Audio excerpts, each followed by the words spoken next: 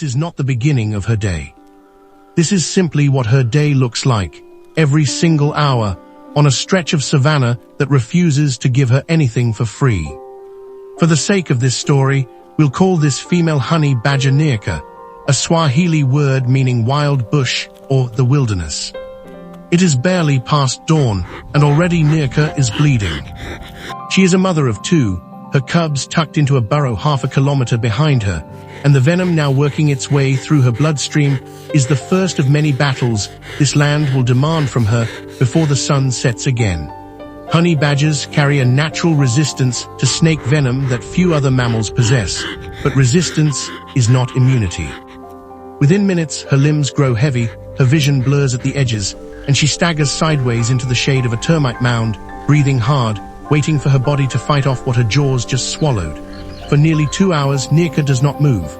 She lies flat against the cool earth, flank rising and falling, ribs visible beneath patchy fur, while the poison burns itself out of her system one heartbeat at a time. Any other animal this size would already be dead. She is simply tired. By mid-morning, she is back on her feet, and the hunger has not waited for her to recover.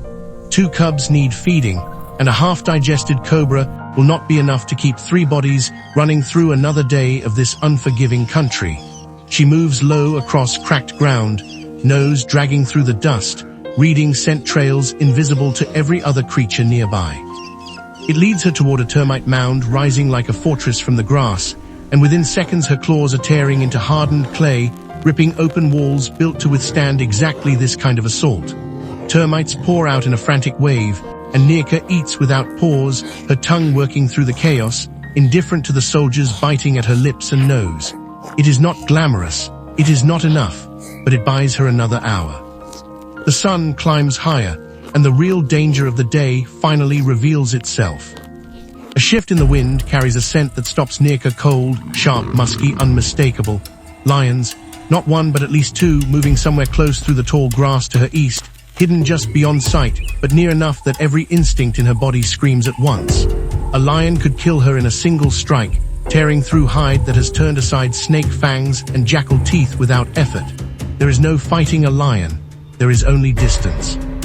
Nyika flattens herself against the ground, heart hammering, and waits motionless as the grass sways 30 meters away and a tawny shape passes without ever turning its head toward her. She does not breathe until the shape is gone.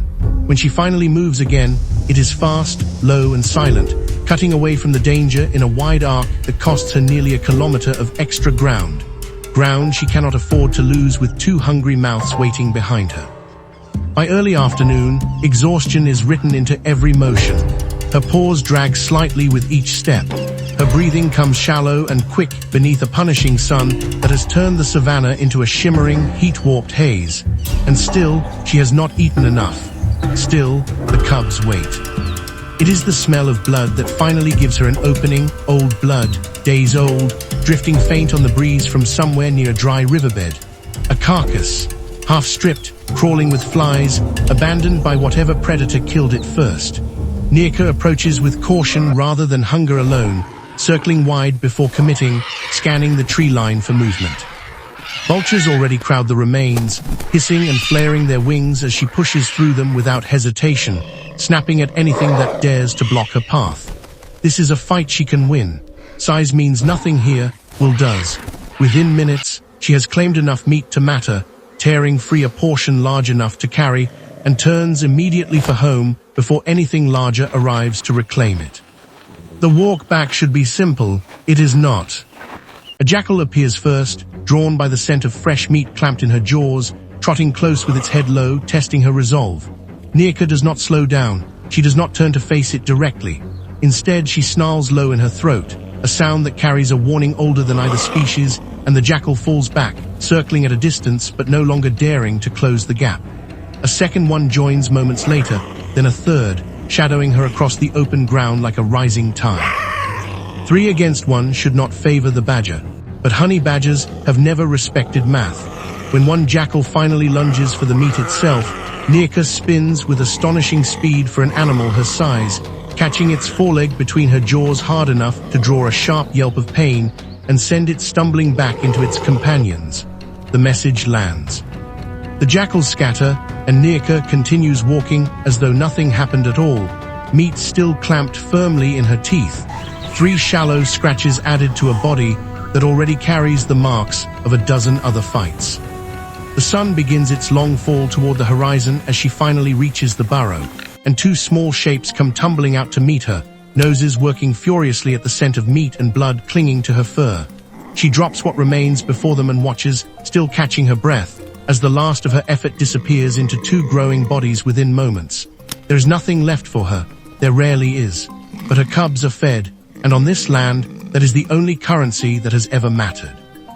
As the light fades to deep orange and then to violet across the grass, Nyika curls her body around her cubs at the mouth of the den, wounds still raw along her side, venom's aftertaste still lingering faintly in her blood.